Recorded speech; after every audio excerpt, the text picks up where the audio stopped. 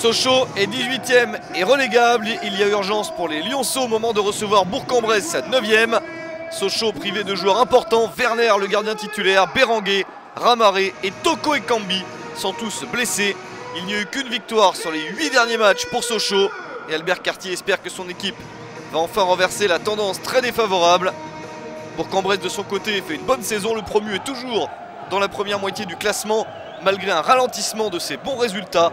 Une victoire sur les 5 derniers matchs, 4 défaites sur les 7 dernières rencontres. Mais ça se passe toujours globalement bien, même s'il faudra jouer cette partie sans Beg, Fadloun et Goyon, tous les 3 absents. La première action est sochalienne, comme souvent prise d'initiative à domicile pour les Lyonceaux. Et le pénalty accordé par Florent Bata pour une main dans la surface de réparation. Le bras semble être levé intentionnellement. Pénalty qui paraît logique. Raphaël Caceres s'élance et prend Julien Fabry à contre-pied pour l'ouverture du score. Deuxième but de la saison pour Raphaël Caceres à la 21e minute. Sochaux mène à 1-0. C'est l'entame de match qu'il fallait aux Sochaliens qui insistent pour marquer un deuxième but. Fabry est sorti, tentative de lob sauvé sur la ligne. Une bonne opportunité de plus pour les joueurs locaux. Puis encore ce ballon intéressant alors que la défense de Bourg-en-Bresse n'est pas en place. Tir trop croisé.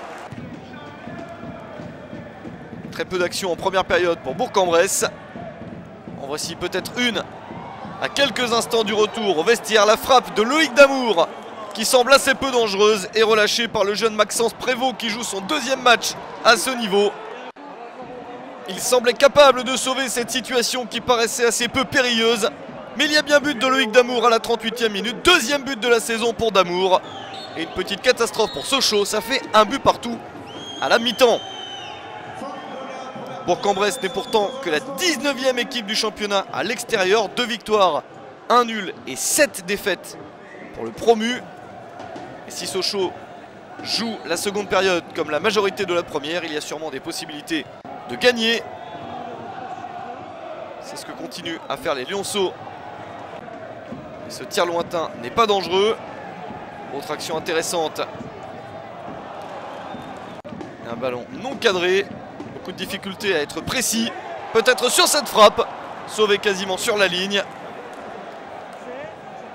L'action se poursuit avec un centre et une nouvelle déviation.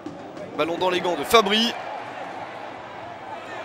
Le ballon est passé avec un contre favorable. Belle sortie de Julien Fabry. Bourg-en-Bresse ne sort qu'en fin de seconde période, comme en fin de première, pour pourquoi pas gagner le match. Le tir de Pape Sané n'est pas cadré. Puis encore une action. Pape Sané, la balle de match. Le tir est complètement raté. Incroyable occasion de fin de partie pour s'imposer à Sochaux, mais ça n'est pas le cas. Un but partout entre Sochaux et Bourg-en-Bresse.